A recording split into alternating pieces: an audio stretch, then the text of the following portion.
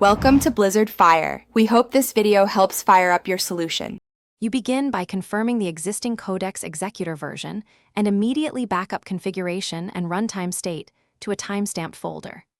Next, you confirm the required node or Python runtime and install any missing packages through your package manager so dependencies won't break.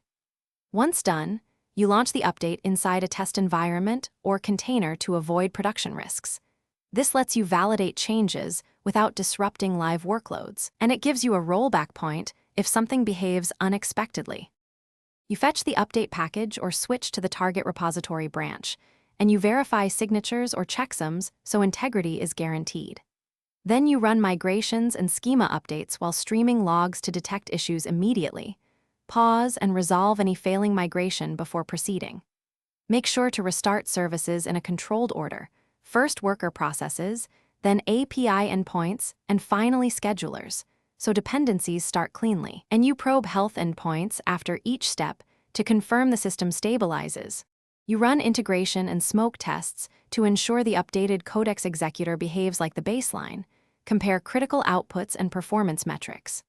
Once tests pass, you promote the update to production and document the change set plus explicit rollback steps so the team can act quickly if necessary. If something goes wrong, immediately revert to the backup you created, collect detailed logs, and start targeted debug sessions. This focused approach isolates regressions and reduces downtime while you fix root causes. Thanks for watching. If you found this helpful, don't forget to like and subscribe.